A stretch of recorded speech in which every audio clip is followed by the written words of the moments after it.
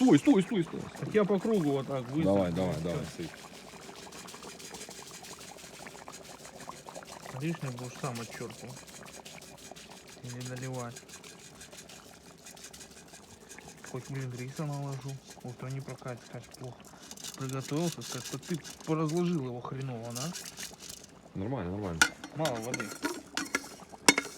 Я бы сказал. Да, дым херово вообще. Что хреново?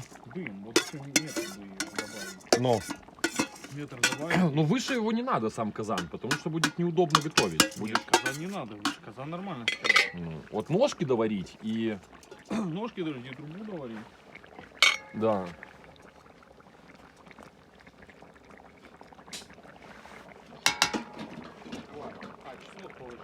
Еще рано.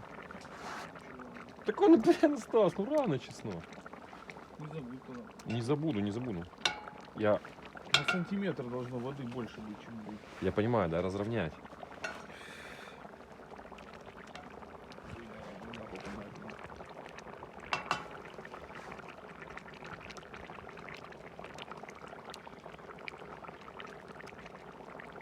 Не на сантиметр, я бы сказал об этом на миллиметра 4-5, вот так вот.